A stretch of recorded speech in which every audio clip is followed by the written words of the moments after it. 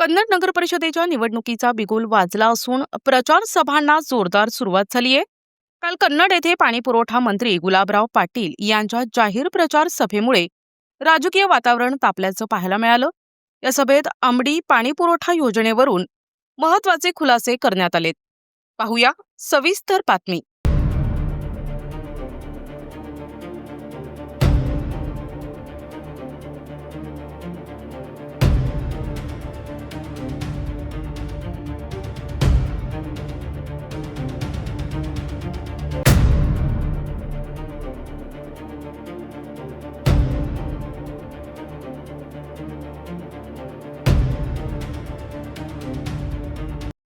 कन्नड शहरात आज नगर परिषद निवडणुकीच्या पार्श्वभूमीवर प्रचार सभांचा जोर वाढताना दिसत आहे. नगर परिषदेचा बिगुल वाजताच राजकीय पक्ष मैदानात उतरले असून शहरात रोज सभा, भेटीगाठी आणि प्रचार फेऱ्यांचा धडाका सुरू झालाय. याच पार्श्वभूमीवर काल कन्नड येथे पाणीपुरवठा मंत्री गुलाबराव पाटील यांची मोठी जाहीर सभा पार पडली.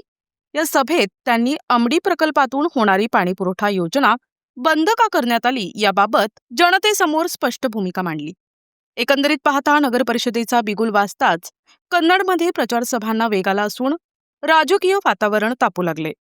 पाणीपुरवठ्यासारख्या जिव्हाळ्याच्या प्रश्नावर आजच्या सभेत मोठे राजकीय स्पष्टीकरण मिळाल्यानं नागरिकांचं लक्ष आता आगामी निवडणुकांकडे लागले आहे.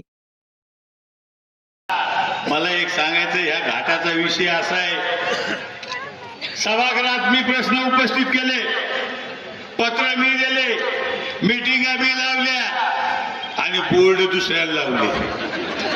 मला हेच कळणार लोकसभेचा खासदार कोण आहे. म्हणजे गुलाबराव पाटील लोकसभेचा खासदार मी. तुम्ही आपण व्हिडिओ पाहिले असते, तुम्ही क्लिपा पहा. मी भाषण केलं की या कन्नडची परिस्थिती कशी आहे, खांदेची परिस्थिती कशी आहे, सगळं म्हणजे मला सांगायचं की 100 किलोमीटरहून वाहतूक दुरून जाते. म्हणजे कन्नडचा संपर्क तुटला, पाऊस काळात संपर्क म्हणजे वाहनं जात नाही. ही परिस्थिती या शहराची आहे. आणि जर हा घाट झाला तर मला सांगायचं की हा संपर्क वाढणार. म्हणून माझी विनंती आहे की मी सभागृहात 2दा प्रश्न उपस्थित केला. तैला मी दाखिला JR काढला, त्याच्यात माझं नाव आहे. भुमरे साहेबांच्या प्रयत्नामुळं हा सगळं तुम्हाला दिलं आहे मी.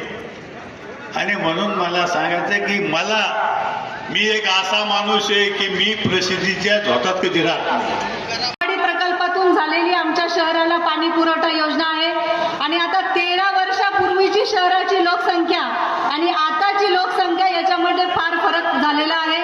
त्याच्यामुळे मी आपल्या अध्यक्षतेखाली मीटिंग घेतली.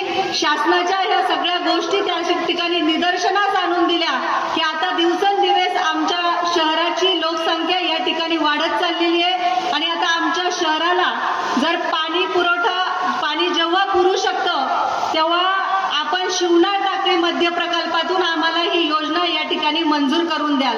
आणि साहेब सुद्धा 3 वेळेला त्या ठिकाणी मीटिंग झाल्या, साहेबांच्या अध्यक्षतेखाली झाल्या आणि साहेब सुद्धा त्या गोष्टीला साक्षीदार या ठिकाणी आहेत. आणि मी आपल्या कन्नडवासियांना सांगू इच्छिते की शिवना टाकळी प्रकल्पातून आपल्या शहराला आरक्षित पाण्याचं प्रमाणपत्र सुद्धा त्या ठिकाणी आपल्या शहराला मिळालेलं आहे. त्याच्यामुळे लवकरात लवकर साहेबांच्या आशीर्वादाने आपल्या कन्नड शहराला या ठिकाणी स्वच्छ पाणी आणि आपलं कन्नड शहर हे जारमुक्त कन्नड शहर करण्याचं आम्ही ठाम केलेलं आहे आणि निश्चित लवकरात लवकर आम्ही कन्नड शहर हे जारमुक्त करणार आहोत. गुलाबराव पाटील तुम्हाला वचन देतोय, शिवना टाकळीची योजना मी मंजूर केल्याशिवाय स्वस्थ बसणार नाही. 3 मिटिंग या महिला आमदारांनी घेतल्या.